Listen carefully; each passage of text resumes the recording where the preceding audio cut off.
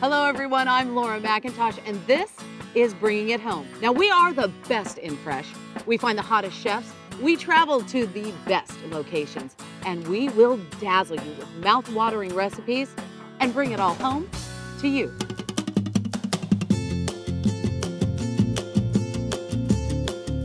That's bigger than my head.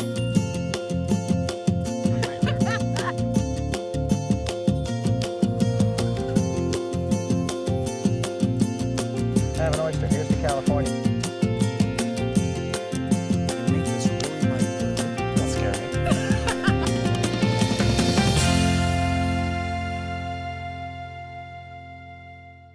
Well, hello everyone, and today on the show, you are just in time to celebrate with me Halloween. We've got some great recipes for your kitchen. Now, whether you're going out, dressing up your kids, going trick-or-treating, we're gonna show you easy recipes that you can decorate your kitchen with. I have a great chef sharing his recipes with us today, Chef Dale Ray.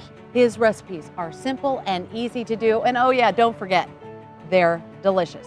He's gonna show me how to do it so you can do it easily at home. We're also gonna show you what's shaken. We're gonna take you out to what's fresh. We've got this, a few ghosts and goblins, and a whole lot more today on Bringing It Home.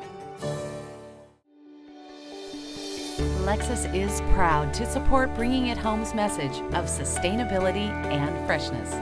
We encourage you to know the people behind your food and to enjoy your pursuit of perfection. In-season freshness is the key ingredient to making every meal taste the best. So here's a look at what's fresh around the country. No matter where you live in the country, whether it's the East, the West, the South, or Middle America, here are my top 3 picks for what's fresh in each of those areas during all 4 seasons. Here's what's fresh during the harvest in the East: grapes, pears, and pumpkins. Look out for heirloom tomatoes, artichokes, and raisins in the West.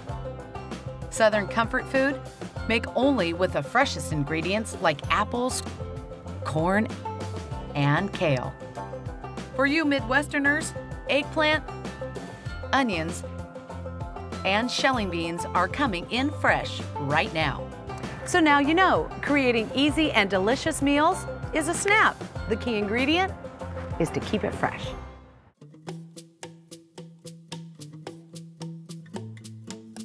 Cooking it up nice and fresh, there's no one better than Dale Ray. Hi, Dale. Hi, how are you today? Good, how are you? Wonderful. You have the ability to really get inspired by the recipes that you can create. And I hope that you're gonna do that for us here today. What are you cooking for Absolutely. us? We try to utilize things in our garden. We have Yes. a 2-acre garden right out the back door. Yeah, it's huge, it's beautiful. And these are some pumpkins and winter squash that we picked from the garden. You have a kai pumpkin. You have a French heirloom. I'm not going to try to give you the French term. Fine with me. I will screw it up. You have a butternut squash. All right. And then you have 2 kind of acorn squash. Very nice, very nice. The difference between summer squash and winter squash, most of you know, is that with winter squash, you can't eat the outside of the squash. And I'm noticing your soup bowl, so you've been very inventive with its use. Well, it's for, you know, if you're doing a party at home or even Yes. at the restaurant, it's a very nice touch. So our first recipe? First recipe is a curried winter squash soup with organic Northern California mushrooms, Ooh, yum. chives, and creme fraiche. And curry's kind of hot right now. Curry is kind of hot. Yeah, it's kind of neat. All right, show us how to do it. Let's take this pan. All right, and you're in my kitchen, but I'm in your kitchen, so Okay. you tell me what to do. You're gonna make this soup. First, we're gonna just take a butternut squash. Okay. And we like to roast the squash. Right. But by roasting the squash, you intensify the flavor because Okay. you reduce the amount of liquid inside instead of adding liquid to it. Now, when we do this, oh boy, that's a good one. Look at That's that. a good one. Okay. And we're gonna put here on the pan. We're Yeah. gonna drizzle it with a little olive oil. You could use butter. I'm gonna put a little brown sugar just to add for sweetness. I think that brown sugar is for his accent. You've got a little southern in you, and you like that sugar. I do like sugar. Absolutely. Good. So I'm using a little bit of white pepper. As opposed to black As because. opposed to black. So I don't see the color in the soup and meat puree. All right. Cayenne pepper would work very well. So we're gonna put it in the oven, we're gonna roast it. How long will it take? It'll take approximately 45 minutes until Okay. it's soft, tender to the touch. So easy. Easy, very, very easy. Okay, so here we have our meat already done for you. All right. So your job's gonna be easy. Sure it is. Sure Okay. it is. Okay. It is going to be easy because It if is I gonna can be. do it, you can do it. Okay. Here's your butter, one small chunk of butter. I was going to ask you, am I using all of it? All right, one little chunk. One chunk. Good. Okay. Or should I just add the Go ahead onions? and add the onions. I'm adding all of them? Add all the onions. All right, remember all the recipes are on our website, so don't worry about measurement while you're watching us do this. So add a little salt. Okay. And you always want to season as you go to build the flavor. So don't put too much in the beginning. You put a little bit because you can always add more salt, but you can never take away. Okay. It's good luck. The vampire. Little surprises. All right. Go ahead and add your garlic. Okay. And All of it? All of it. All of it. And then you're also going to add a little bit of chopped minced ginger. Okay. Okay, so you're going to sweat that. Okay. I don't know who's sweating more, the onions or me, because if I do this wrong, I don't want to get a backhand from you, that's for sure. Okay, go ahead and add your curry. Okay, not all of it, right? Just a nice pinch. Okay. All Go ahead right. and add a little white pepper. All right. We're going to use white pepper in this dish because we don't want to see the black pepper flake. All right. So now we're going to add a little bit of the winter squash. Half? Half. Okay. See, I really am getting nervous because I'm thinking, oh my God, am I going to burn this? Don't be afraid of the fire. All right. Okay. Okay, what I'm going to do next is I'm just going to add some chicken stock. Do you get to get in the kitchen now? Okay, I'll do this part. I'm going to cook it on high because I'm going to saute the mushrooms. All right. So what we have here is God, these are gorgeous. they're beautiful mushrooms. These are Trumpet Royale Okay. or King Trumpets, and they are organic Northern California mushrooms. They are farm raised. Oh, we're so And we lucky use- to live in We are California. absolutely lucky. We use a lot of wild mushrooms, so we're going to slice these up. All right. And these are called maitake, or either hen in the woods. Okay. And they are also organic, and And- they are also farm raised. And they're going to taste like? They're going to taste similar to an oyster mushroom. Oh. Okay? And what's nice on these mushrooms here is to get some caramelization. Almost everything tastes better with caramelization. All Meat right. tastes better with caramelization. Right. Sometimes you don't want to do that, but we want to cook these mushrooms on high heat. You don't want to sweat a mushroom, because when you sweat a mushroom, it's going to lose all its juice. Right. So almost always, when you cook a mushroom, you want High heat. high heat. Okay. All right. So I'm going to add a little bit of olive oil because I'm going to add butter. When you add butter, if the pan's really hot and you don't have olive oil, the butter will burn. Okay. Okay? And the mushrooms. And the mushrooms. Oh, they're beautiful mushrooms. A little salt A little again. Salt, All always right. salt and pepper. There's not many things you do without salt and pepper. Okay. And in this case, we're using the Using black pepper. Okay. Okay, they we're just look going to let them beautiful. saute to finish. Okay. Finish the soup? Yeah. You wait till it's cool. No. I would not. Just be careful. And voila. So that gets blended, and this is our soup. This is our soup. So the key, if it's hot, just toss it like that. Okay, voila. Soup's done. We So have- finished product. Yes. So we're going to take our hot soup. So this is the vessel, right? This is the vessel. Right. And they're going to come in different shapes and sizes. Which I think is great, and it Absolutely. will make your table look pretty too if you're serving this all around. Done. We already have some mushrooms done. Okay. Just going to add it right on top. A You see how they're of nice caramelized? Yeah, they're beautiful. Those are I'm gorgeous. just going to put them right on top. And just a dollop, just a little spoonful. We're going to use creme fraiche. You could use sour cream if you wanted. Okay. But we like creme fraiche. It tastes a little better, but again, sour cream works. Sour cream works. Some chives. Some little chives. I bet you got those out of the garden. I actually did get them out of the garden. Look at that. Done. Voila. Voila. Simple and easy, a perfect dish for this time of year because it's almost like comfort food. Absolutely.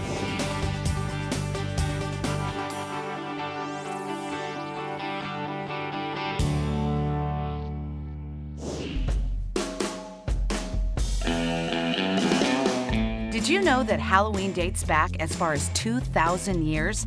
And it's believed that the spirits that have died the previous year come back to roam the earth for one night. Let's see what our chef has conjured up for our next recipe.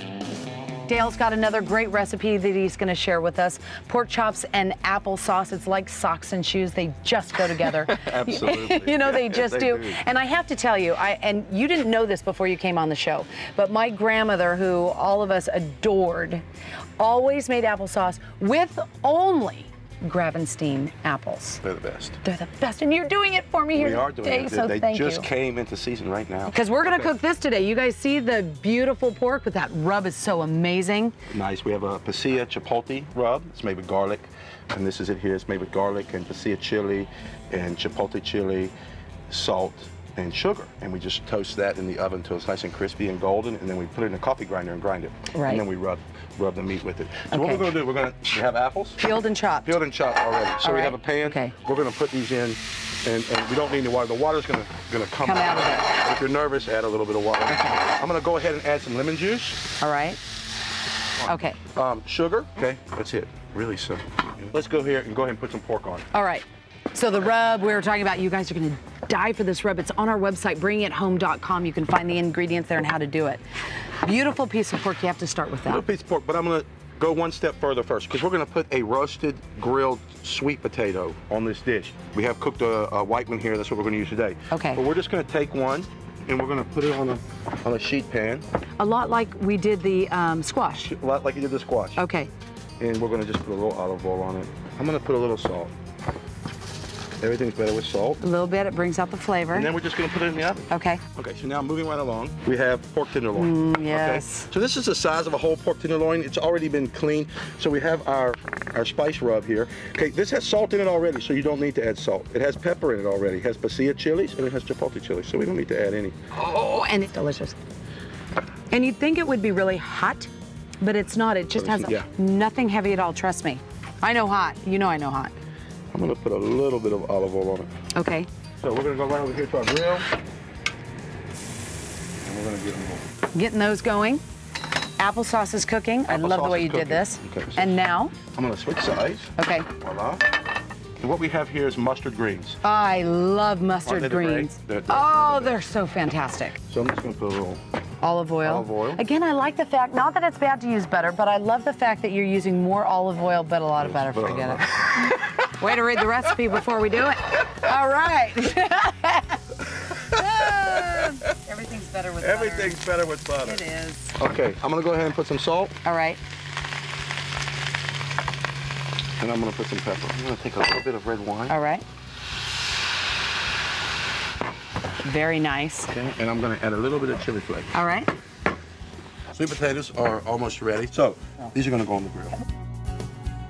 Okay, we'll take a peek at our applesauce. How does that look? Oh, looks good. We're in a Gravenstein apple orchard, and it's very rare. They're only available for a very short time. Now, apples you can get virtually all year long, but in my opinion, Gravenstein is the #1 apple for applesauce. We get very excited when they come in too. Okay, so what would we do to finish this applesauce? We would take zester. Yes. Or microplane, a little bit of lemon zest. Huh. Okay. All right. And fork or potato masher. All right. That was easy. And that's it. And I have to tell you, my kids like chunky applesauce. Chunky applesauce. So that's the way we perfect. like it. We've done everything. I just have to slice the meat. Okay. So first I'm going to start with the sweet potatoes. Sweet potatoes.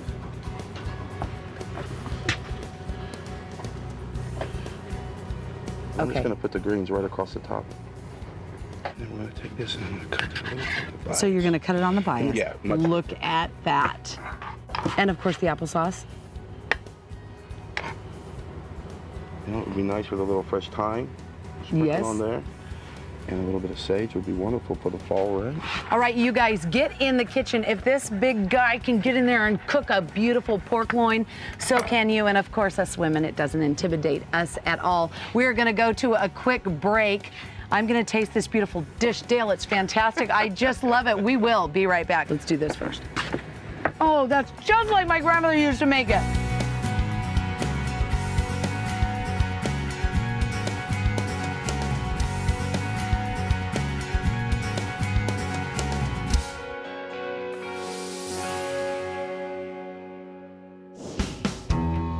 Did you know that apples harvested from an average tree can fill 20 boxes that weigh 42 pounds each? Let me introduce you to our farmer, Steve Dutton, and find out what he has to say about Gravenstein apples.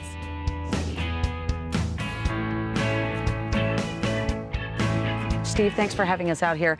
And I really want to thank you first and foremost for letting us cook in your orchard. No problem. We're glad to have you here. Well, we love it. And the popularity of Gravensteins have grown. I'm going to ask you first, do you see a trend of revitalization in Gravenstein apples? Oh, yeah, sure. There's We have a lot more demand for our Gramastines now, and that's been happening over the last 5 or 6 years. That's great. It's really good news because really and truly you know that it's the best apple to make applesauce with. Oh yeah, absolutely. What are these sticks doing up here with holding up these limbs of these apple trees? These sticks are what we call props, and what happens is when the fruit starts maturing on the tree, it gets bigger and heavier, right? And the tree will actually break down and fall apart. What these props do is help prop up the tree and support some of the weight of the tree. So we lose trees every year, but this keeps it to a minimum. Well, what happens when you lose a tree every year that's 50 years old? Do you have them older? Oh yeah, sure. We have some trees that are 80 years old to 100 years old. Oh, don't you just cry when an 80-year-old tree branch just goes down? That would just... It's sad, but what can you do? It's just part of farming. Let's talk about these older trees. How do you give them water? Sure. These trees here, they're irrigated with portable sprinkler pipe. Oh, right. So aluminum pipe that has sprinklers on it that we move through the field. They're irrigated once or twice a year. Okay. That's all they need, really? Yeah. What happens to the apples if you're light on water for a year? The apples will be smaller. Okay. If you don't have much water, but if we have the water to give them, or when we can irrigate, we do. Right. And the whole idea here for us to have a sustainable farm is to grow tonnage. And so by watering, we can grow bigger apples, which translates into more tons per acre. Yes, right. And that's what keeps the farm going. Absolutely. Well, let's talk about that a little bit because I think there's a misconception a bit about sustainability and organic. So can you kind of give us, I know you're walking on a minefield there, but, sure. But talk to us a little bit about the differences. For us here on my ranch with my brother and I, sustainable means to us to do whatever it takes in the field to grow the best crop we can, right, with as little input as we can. We use the best products we can. Okay. We've converted all of our 200 acres of apples to organic. Okay, all right. So we spray them, we fertilize them, we prune them every year, we do all the things we're supposed to do. All right. So that we can grow a good crop. A good farmer once said to me that sustainability is just darn good farming. Well, that's what it is. It's being able to change and make things happen so that you can keep farming. Because we all know if you're good to the land, it'll be good to you. That's right. At the end of the day, that's what you need. We really believe that. Here's the deal, you guys. Know your farmer, know your food. We're talking about Gravenstein apples with Steve Dutton. Thanks for letting us cook out here. I appreciate you guys coming out. Thanks, Steve. All right. Did you know that sweet, round cakes called soul cakes were given out on Halloween to honor the souls of the dead? Let's find out now if Chef Dale Ray will be honoring any souls with this last recipe. We're talking dessert, so we were kind of engaged in that conversation. Yes. We're debating on what fruit we like better, and I like cherries. So you've made us a great meal. You really have, and you have to finish that off with a dessert. Absolutely. And this is? This is we can call it an open-faced pie, or we can call it a galette. So let's say open-faced pie. I like that. And what kind of apples are you using? I used Gravenstein, but I also used Gala and Golden Delicious. Okay, perfect. So I did a little combination. Because that's what you like. I do. Awesome. All right. And we're going to add a little bit of cranberries. Okay. That have been macerated in a little orange juice. All of them, I'm put them all in. And then she has sugar, cinnamon, and lemon juice. All right. While she's doing that, I'm going to make a dough quickly. You can use a hand cutter at home if you want to do it, but if you have a little Cuisinart, it works very, very well and quickly. So I'm going to put the flour. I have a little bit of salt. That's it. Well, I'm going to pulse that. Then I'm going to add the butter. We need to make sure the butter's very, very cold. And if your butter's too soft, then you end up with sort of a mess. Right. And that's it for the dough. All right. Actually, I'm going to add a touch of water. And my apples are done. Apples are done, okay. This dough here, you see how it's nice and crumbly still here. So once I do is I take this dough out and I will form it into a ball and I will wrap it in plastic wrap, just like we have here. Right. And then we're going to make it and stick it in the refrigerator and at least rest it for 2 hours, if not more. Remember, all of these recipes can be found on our website at bringithome.com. And I just want to thank you again, Dale, for coming on and doing this. Absolutely, my pleasure.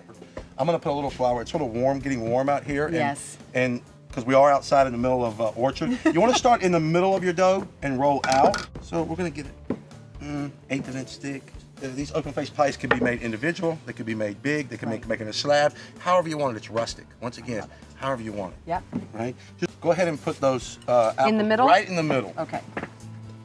Oh, this is gorgeous. So I'm going to smash it down just a little bit. Okay. I'm going to trim the outside. Look it. Just a little bit.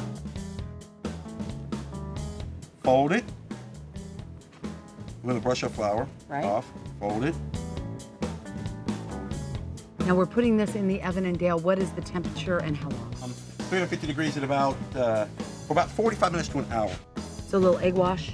A little egg wash. And then a little sugar. And a little bit of sugar. Right. Perfect. And voila, in the oven. Voila, in the oven.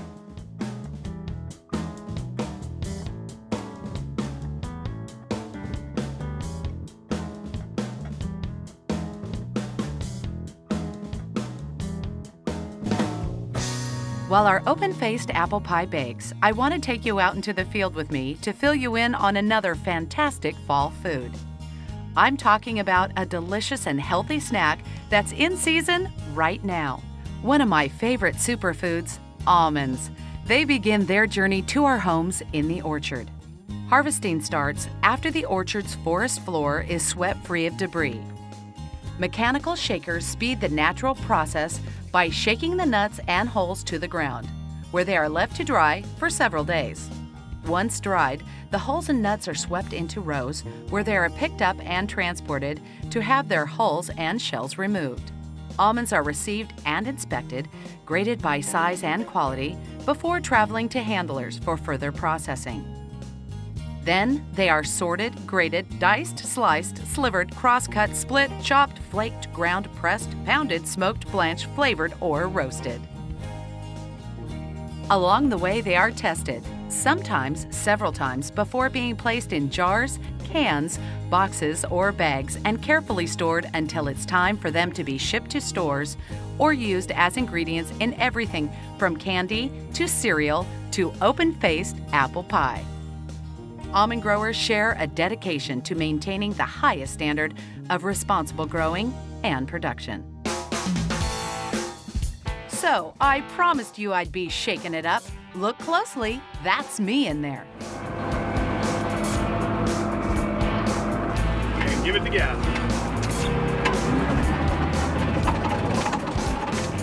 I'd say not too bad for my first try. You did good, honey. See there? Nothing to it. Woohoo! Boom! We have been busy on the treat part of our Halloween show. And look at what you've done, Dale. Well, we made an open-faced apple cranberry pie, or galette. Or galette with real whipped cream. All right, let's dish it up.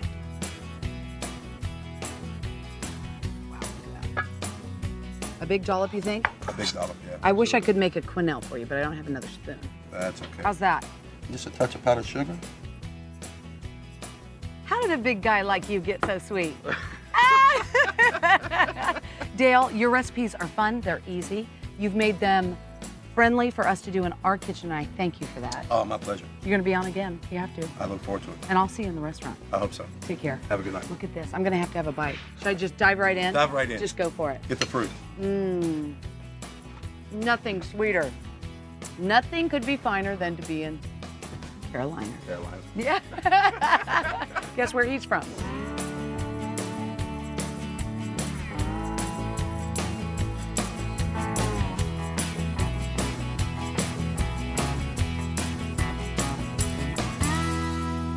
Well, thanks everyone for joining me today on Bringing It Home. I certainly hope you've enjoyed the recipes. Dale did an absolutely amazing job, and they can all be found on our website at bringingithome.com. Now, the trick is making them look like he did. Of course, the treat is sitting down and eating them with family and friends. And until next week, go out and get Gravenstein apples. And you know what to do. Keep it nice and fresh. So long.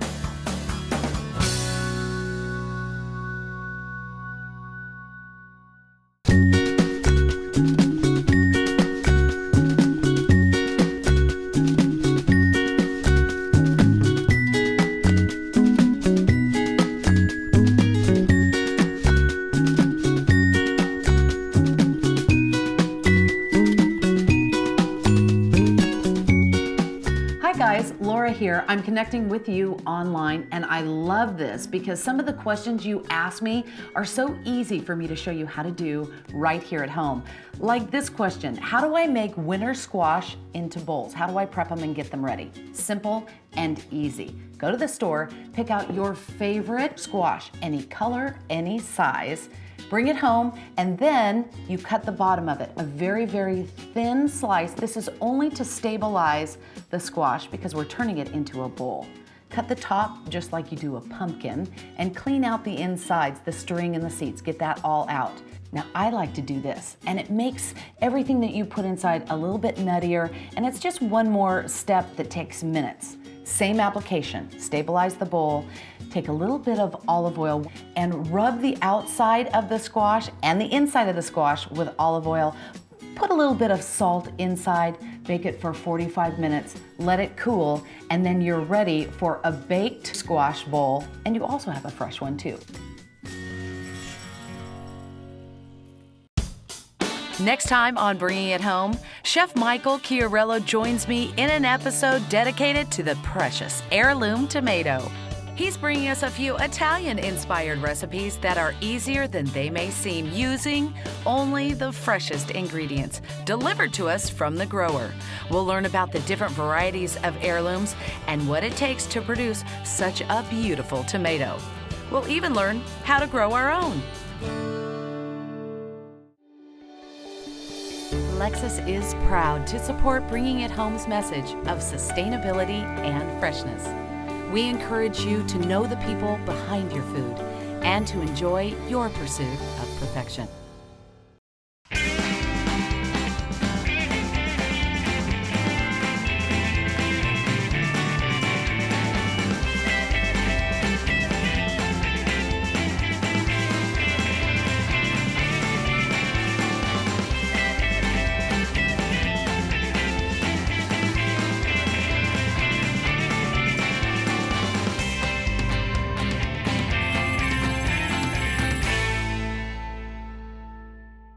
Looking for simple ways to keep it fresh at home? I've made it easy with my new cookbook, Laura McIntosh from the Field. You will discover delicious recipes selected from some of the world's finest chefs. You can also order DVDs of the show you've just seen, just for you, nice and fresh.